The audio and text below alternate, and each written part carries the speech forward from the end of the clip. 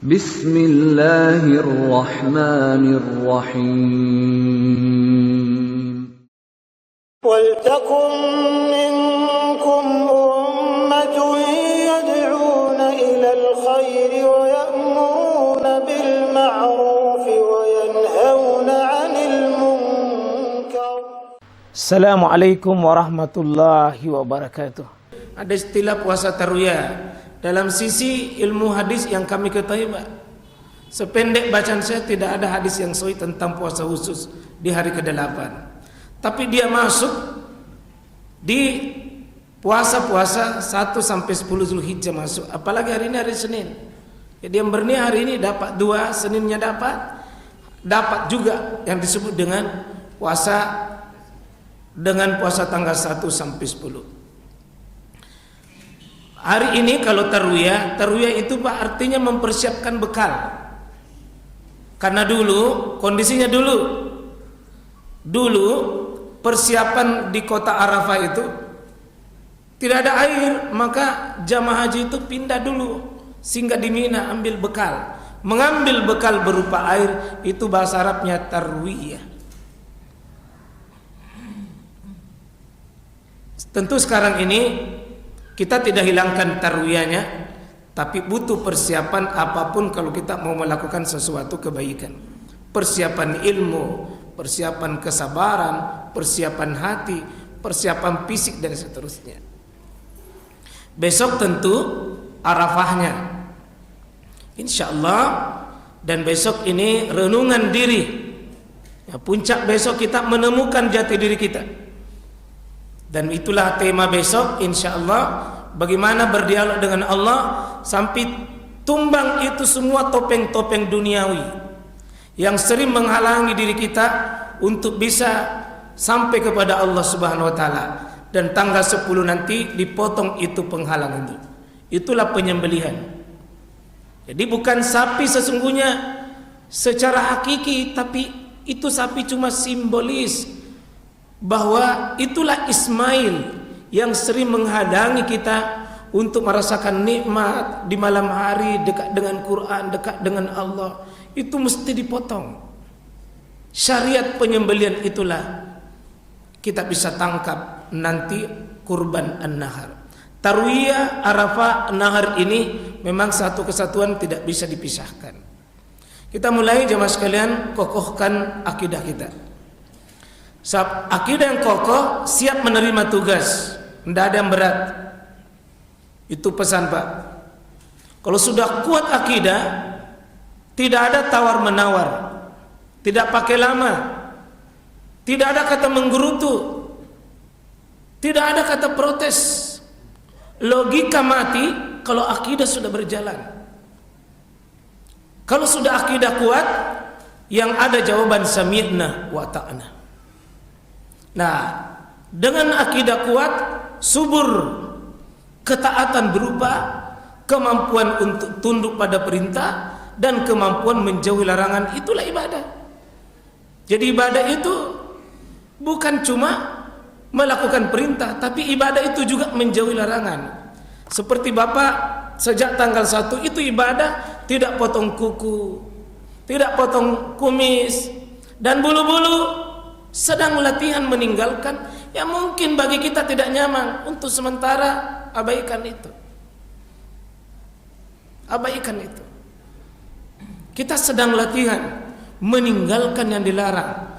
Meskipun urusan bulu-bulu, tapi sunnah jelas dalilnya sami'na wa ta'na. Apalagi yang lain-lain. Kalau sudah akidah Pak, sudah bicara, maka dia akan cepat merespon apa keinginan Allah. Dan semuanya menjadi kerdil, menjadi kecil, menjadi lemah kalau Allah minta.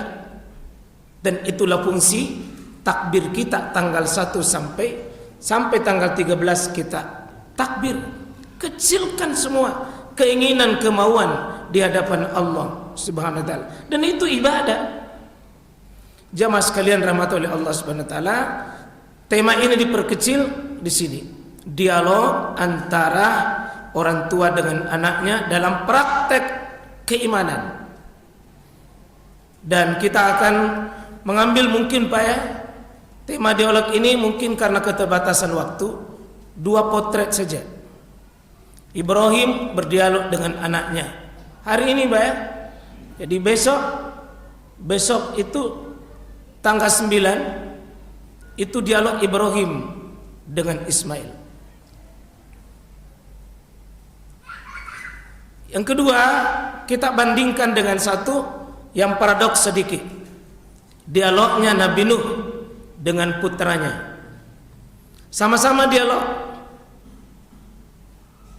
Sama-sama ayah dengan anak. Dan sama-sama menyangkut masalah keimanan. Kita coba mengambil tadabburnya, ibrah apa nasihat di balik itu. Bapak dan jemaah sekalian, di Quran hampir sepertiga isinya itu dialog, Pak. Sehingga banyak ulama itu menulis kitab Al-Hiwar fil Quran, dialog yang ada di Quran. Banyak dialog. Dialog yang paling banyak Nabi dengan kaumnya. Kita tidak ambil malam ini. Dialog suami dengan istri kita tidak ambil karena beberapa hari kita sudah bahas sebagiannya. Dialog penghuni surga dengan penghuni neraka. Dialog orang jahil dengan orang punya ilmu. Dialog pada malam ini kita ambil bagaimana pendidikan, memakai metode pendidikan, memakai metode dialog anak dengan orang tua dengan mengambil cuplikan ini Nabi Ibrahim dengan anaknya. Sudah kita paham betul ini Pak ya, sudah berulang ayat ini kita bahas. Tapi semakin dikaji semakin ada nasihat-nasihat ilmu yang bisa kita ambil. Ibrahim sebelum melakukan penyembelihan Pak, 3 malam berturut-turut bermimpi. Mimpinya diabadikan. Auzubillahi minasyaitonirrajim. Falamma balaga ma'ausa, ketika anaknya sudah besar itu bisa membantu, dia berkata, ya bunayya, anakku. Kita sudah bahas tadi malam ini apa makna ya bunayya. Pakai dialog cinta Pak, dialog kasih sayang, dialog kelembutan. Bukan ya ibni atau ya waladi, tapi ya bunayya. Ini sungguh-sungguh nak, tidak main-main. Ara fil manam. Nabi itu kalau mimpi Pak, wahyu. Kalau kita mimpi Pak ya, jangan kita bilang saya mimpi nak, ku potong lehermu. Nabi bilang pasti salah mimpi gitu Bapak. Mimpinya Nabi itu wahyu. Kalau mimpinya kita bisa 6 Pak. Ada ulama yang membahas khusus mimpi. Itu mimpi bisa 6 ya. Apa beliau mengatakan, anni azbahuka, saya menyembelih lehermu nak. Fanzur, ini permasalahan nak, pikirkan bagaimana menurut pendapatmu. Maza tara, dilibatkan anaknya, diberi kesempatan anaknya pikir. Meskipun Ibrahim bisa saja dia lakukan. Bukan Ibrahim disuruh menyembelih dirinya, tapi disuruh menyembelih anaknya. Kalau dengan anak, meskipun itu dari Allah Pak, hak ditanya dulu yang mau lakukan. Itu Ibrahim. Jangan mentang-mentang ayah tapi langsung mengambil, pokoknya kau dengar Bapak.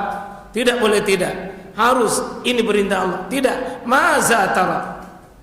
Dijawab oleh anaknya, qala ya abati fa'al. Ayahku yang baik. Dijawab dia bunayya dengan ya abati if'al ma tu'mar. Kerjakan ayah, apapun yang diperintah ayah, jangan pernah mundur. Satajiduni, insyaallah ayah, semoga ayah akan melihat ananda Ismail. Insyaallah, izin Allah ayah, engkau akan melihat ananda dipotong dalam keadaan minas sabirin. Terus sudah Ibrahim sudah bulat, Siti Hajar sudah bulat, Ismail pun sudah bulat. Kita lihat ya, tiga-tiganya dipersatukan dengan akidah yang kokoh. Bagaimana itu Ibrahim 90 tahun lebih baru hadir anak. Tidak ada pikir-pikir. Siti Hajar 13 tahun lebih didik anaknya sendiri, tanpa rumah, tanpa fasilitas, tanpa siapa-siapa, sampai anaknya besar. Begitu datang bapaknya langsung mau potong. Pun sama, saya sami'na wa ta'ana. Terus Ismail pun sama jawabannya, sami'na wa ta'ana. Ini yang kita bahas Pak tadi malam bagi yang ikut terus ini, bahwa rumah tangga kalau sudah ridha Allah nomor satu, Allah jadi tujuan, gampang diarahkan Pak. Pilihan bapak sama dengan pilihan istri, sama dengan pilihan anak. Pakai fa Pak, falamma. Fa itu Pak pengerjaan yang tidak berpisah lama dengan perintah itu. Artinya tiga-tiganya menyambut dengan fa. Fa itu cepat, tidak pikir-pikir, tidak banyak alasan untuk menunda. Falamma aslama, keduanya ini yang muncul karena dialognya ini ada dua orang. Aslama, dua-duanya sudah berserah diri. Watallahu lil jabin, dia serahkan, baringkan anaknya ke arah pelipisnya Pak. Seperti seekor sapi itu sudah diikat kakinya lalu dibaringkan ke arah kiblat untuk dilakukan pemotongan. Artinya sudah penyerahan diri total. Wa nadainahu ayya Ibrahim, Allah memanggil, kami panggil dia Ibrahim. Wahai Ibrahim, qad saddaqta ru'ya, kamu sudah benar, kamu sudah lulus, mimpimu kau sudah benarkan. Inna kadzalika najzil muhsinin.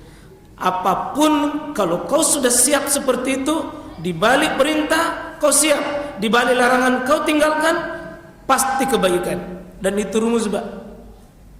Tidak ada kebaikan yang tersia-siakan. Coba dibaca baik-baik itu Pak. Tidak ada kebaikan yang sia-sia. Sekecil apapun perintah, sekecil apapun larangan, kalau jawabannya iman, pasti kadzalika najzil muhsinin. Dan Allah ulangi di sini 2 kali malah. Allah ulangi 2 kali. Ya. Ibrahim, inna hadza lahuwal bala'ul mubin. Ini cuma cobaan saja. Jadi menyembelih itu Pak cobaan saja. Sapi 1 ekor, 2 ekor, 3 ekor itu ujian. Sholat subuh itu ujian. Berhenti dari merokok itu cuma ujian. Pakai kudung itu ujian. Meninggalkan riba itu ujian. Semua pelanggaran ditinggalkan itu. Inna hadza lahwal bala'ul mubin. Kita lihat Pak potret keluarga ini, potret keluarga idaman, sukses karena pondasinya sama, bangunannya sama, yaitu iman, akidah, tauhid, semuanya siap. Tidak ada tawar menawar, tidak ada kata berat Pak. Leher pun dia serahkan. Kalau Ibrahim, api pun aku siap, hijrah pun ribuan kilo bisa aku siap, tinggalkan kampung aku siap. Ismail pun, leherku pun aku siap kalau itu perintah Allah. Istilahnya ini Pak, cak direkenna pun nasalah subuh dingin-dingin, hujan-hujan kecil kalau sudah iman bicara. Ini puasa Senin Kamis Pak dan puasa 9 hari kecil jika iman yang menyala, jika akidah sudah hidup, semuanya ringan. Karena tidak ada yang Allah perintahkan kecuali kebaikan. Tapi coba lihat ini sebaliknya Pak. Bagaimana Nuh dengan anaknya sendiri. Potretnya beda. Singkat, cuma 2 ayat ini coba kita lihat, ambil cuplikan Pak, bisa kita lihat. Wahia tajri bihim fi mauji kal jibal wa nada Nuh ya libnahu wa kana fi ma'zil ya bunayya kab ma'ana wala takum ma'al kafirin. Di atas ombak dan gelombang air yang begitu besar Pak, naiklah Nuh di atas kapalnya itu. Mengalir kapal itu artinya berjalan. di atas gelombang. Bagaimana ombak gelombangnya itu kaljibal, seperti gunung. Saking besarnya ombak dan gelombang itu. Nah, ombak gelombang ini Pak, itu dulu Nuh. Tapi ombak gelombang sekarang ini mungkin ekonomi, mungkin pergaulan, masalah rumah tangga. Itu fi mauj kaljibal. Artinya keadaan darurat di kondisi Ibrahim dengan anaknya. Dalam kondisi begitu besarnya masalah, ya, besarnya masalah Pak, seperti di atas kapal lalu ombaknya seperti gunung. Mungkin pernah Pak kita ini hadapi seperti itu dengan anak-anak, dengan lingkungan kita, dengan suami istri. Kaljibal itu cuma perumpamaan saja Pak, buat kita bisa paham. Di posisi sangat mencekam ini, wanada Nuh. Itu kalau wanada begini Pak, artinya berteriak keras itu Ibrahim, maaf Nuh, untuk memanggil anaknya. Untuk memanggil anaknya. Artinya bapak dalam keadaan krisis apapun, tidak boleh berhenti berharap sama Allah. Tidak boleh berhenti. Dia panggil anaknya wakana fil ma'zil. Anaknya itu menjauh, ma'zil ini Pak. Artinya tidak naik di atas perahunya bapaknya. Perahu bapaknya mungkin agama yang kita pelajari, akidah yang kita pelajari itu Pak. Perahu kita itu.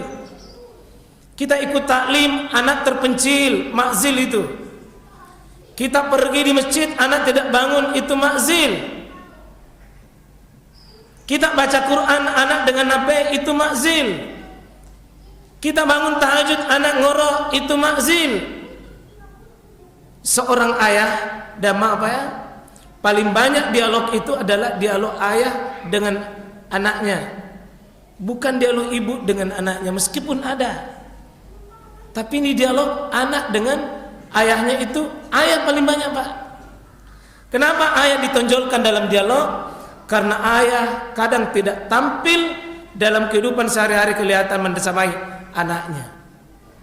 Maka ditonjolkan dialognya, supaya arah itu penentu, arah hidupnya anak sangat ditentukan oleh pemimpin nahkoda itu. Ini seperti kapal, bapaknya menentukan, nak naik sini nak. Apa dia bilang? Irkam ma'ana. Nak sini nak. Sini irkam ma'ana. Naik bersama kami nak. Karena sudah umatnya Nuh yang memang ikut berakidah sudah naik di atasnya Pak. Nah, mohon Pak ya kita pahami ini, mudah-mudahan jangan-jangan kita, anak kita ini tidak satu kapal ke hari ini Pak.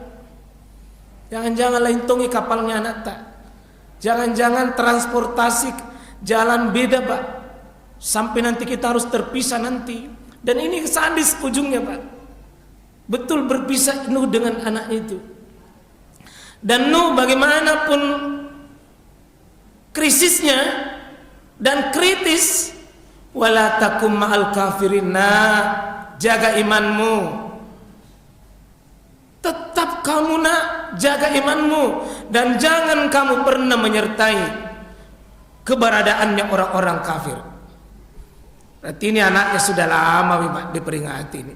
Sudah berabad-abad ini diperingati, ini anaknya tidak mau mendengar. Jadi ternyata prosesi pendidikan Pak bukan instan. Nah, dalam keadaan begitu apa jawaban anaknya? Apa jawaban anaknya? Anaknya mengatakan, sa'awi. Ayah, saya akan mengambil perlindungan kemana? Saya akan lari kemana? Ila jabal. Saya mau lari ke gunung ayah. Ya, kalau baca gunung ini Pak, bukan gunung betulang kalau zaman sekarang. Saya akan lari mencari perlindungan sendiri ya. Saya sudah besar, saya sudah tahu, saya sudah pintar, ada teknologi, ada ekonomi, ada jabatan. Biar tanpa ayah saya bisa. Mungkin jadi Pak anak kita hari ini, dia mencari apa? Jabal. Jabal yang satu tadi ombak, jabal yang kedua ini adalah jabal yang berarti perlindungan. Mungkin jadi anak ini Pak sudah S1, S2, S3, sudah tidak mau diberi nasihat. Ayah, ku tahu mi, urus sendiri mi, derita sendiri. Saya bisa selamat ayah. Ya, apa dibilang? Gunung itulah ya'simuni minal ma'. Saya berlindung dari air itu dengan naik ke gunung. Logika manusia kalau hanya otaknya dengan dunia, Pak. Apa jawaban ayahnya? Qal la asimal yaum. Nah, tidak ada yang bisa selamat hari ini min amrillah, dari azab Allah, dari urusan Allah ini. Nah, inilah Nabi Nuh melihat, nak, bukan cuma sekedar banjir, nak. Bukan cuma sekedar banjir. Gunung tidak bisa menjawab, nak. Butuh kamu sandaran kuat kepada Allah. Beda sekali pandangannya anaknya dengan bapaknya. Seolah-olah anaknya itu selesai kalau saya berlindung, selesai. Biar bapak tidak ada, nah sudah banyak tabunganku, sudah banyak jabatanku, saya sudah punya pekerjaan tetap, saya sudah bisa cari uang sendiri, saya sudah bisa punya rumah tangga sendiri. Ayah, jangan diurus. Tapi ayahnya enggak, nak. Ini murka Allah, nak. Apa kata ayahnya? La asimal yaumin amrillah illa man rahimah. Tidak ada yang bisa selamat, nak, kecuali rahmat Allah. Dan ini apa yang hilang hari ini. Hati-hati putra-putra Nuh hari ini yang hadir. Ternyata, Pak, bukan Nuh tidak sayang anaknya. Kalau sayangnya Nuh, Pak, kelihatan sekali. Ya bunaya, irkam anak-anakku yang saya sayang, sini, nak. Tapi ternyata anaknya, Pak, lain memantungi pilihannya. Dan ini yang bahaya. Hati-hati, Pak. Tragedi terbesar di rumah tangga, terutama orang tua dengan anaknya, bukan tidak ada cinta, tapi lainnya jalur hidupnya seorang ayah ibu dengan anaknya sendiri. Itu yang bahaya. Beda cara tempuhnya, beda logikanya, beda sandarannya. Hati-hati jamaah sekalian. Dan ini kita lihat, ini hiburan bagi orang tua. Hiburan bagi orang tua. Siapa yang kasih nasihat ini, Pak? Nabi agung, Nabi besar Nuh itu, Pak, Allah akui, wa innahu abdan syakura. Itu Nuh, Pak, sudah diakui hambaku yang beriman, hambaku yang banyak bersyukur. Nuh seorang pendidik besar, tapi ternyata anak didiknya, anak muridnya tidak juga menerima nasihat dari bapaknya. Jadi jangan terlalu sedih, Pak. Ada nasihat ulama kita, jangan terlalu fokus pada hasil, tapi lihatlah proses yang kita lakukan. Nuh cinta dan tidak pernah berhenti. Meskipun di saat sudah maut, ancamannya besar, tetap perkara iman. Wala takum ma'al qaumil kafirin. Jangan kau berada bersama orang-orang kafir. Artinya seorang ayah tidak boleh putus harapan. Jangan, Pak. Kita tidak ditanya hasilnya anak tak, tapi kita akan ditanya apa prosesnya yang kita lakukan. Cuma minta tolong jangan selalu bilang seperti Nuh, oh tunggu. Jangan selalu menjadikan Nuh sebagai perlindungan. Nuh itu siang malam dakwah anaknya, Pak. Nuh siang malam dia ajak istrinya, tapi istrinya juga satu mazhab mentong itu anaknya, tidak mau taat. Dan itu juga gejala, Pak, ya. Ketika istri bermasalah di rumah, Pak, cenderung anak terlibat. Ya, ketika suami bermasalah di rumah, cenderung tiga-tiganya terlibat. Ya, kalau istri saja, cenderung anaknya terlibat. Pelajaran Nuh kepada anaknya ini, Pak, karena anaknya mentong, Pak, lain mentong modelnya. Beda Siti Hajar dengan Ismail, beda sekali. Ini dua potret rumah tangga mengajarkan kepada kita untuk kira-kira bapak di pihak mana itu. Kira-kira pihak di mana ini, Pak? Ya. Apakah Ibrahim bapak-bapak dengan Siti Hajar, atau Nuh yang ada dengan anaknya? Kira-kira di sini yang mana Pak dominan? Ibrahim dengan Ismail? Benar ini. Kenapa ragu-ragu menjawab? Coba siapa di sini yang Ibrahim? Ibrahim dengan Ismail ada Pak? Alhamdulillah. Berapa sudah ada Ismail tak kita bawa di masjid malam ini? Ya. Jangan cuma namanya Ismail, tapi praktek akidah Ismailnya. Itu Quran tidak menyebut siapa ini anaknya, karena sebenarnya Pak terlalu banyak yang akan kena nanti begini. Kenapa Quran tidak sebut? Karena Allah tahu banyak nanti Nuh yang anaknya berbeda keyakinan dengan bapaknya. Dipanggil ayah pergi salat nak, sama-sama aja keluar, tapi satu pergi di masjid, satu pergi di pos ronda. Jamaah sekalian, apa yang terjadi Pak di sini? Wahala bainahuma. Ini tragis ini Pak. Ini yang paling menyedihkan Nabi Nuh, dan keadaan terakhirnya di antara mereka berdua ini ada ombak gelombang yang sangat besar tadi itu, maujun al-mauj itu, fakana minal mughrakin, dan anaknya ada termasuk bagian yang ditenggelamkan oleh ombak yang tidak sanggup, karena anaknya keras kepala tidak mau mendengar. Saya mohon anak-anak zaman sekarang ini, boleh Anda merasa pintar, boleh Anda penuh dengan logika jawaban duniawi kelihatan, seolah-olah Anda hebat. Tapi ingat nak, kurang ajar sama orang tua itu mencabut keberkahan. Laknat Allah turun. Mungkin istri tak susah dihadapi, rumah tangga tak susah berjalan, satu sebab tercabut rahmat Allah karena kita jauh dari orang tua. Nuh tidak gagal Pak. Nuh tidak pernah disebut gagal. Yang gagal anaknya menerima hidayah. Yang penting jangan pernah berhenti Pak. Kalau anak tak sudah malas hari ini, terus ikhtiar terus. Karena kita tidak ditanya apa usaha kita, apa hasilnya, tapi ujungnya nanti Allah Subhanahu wa taala akan catat kita orang-orang yang tetap berikhtiar. Tadi itu pengantar Pak yang dibaca Pak Imam surah Yusuf. Itu dialog paling terpanjang antara orang tua dengan anak. Itu kalau dibaca tadi itu surah Yusuf, surah yang paling lengkap, utuh bicara tentang Nabi, dan isinya lebih banyak dialog antara Nabi Yakub dengan anaknya ke bawah. Apa artinya Pak? Penting ada dialog di rumah tangga.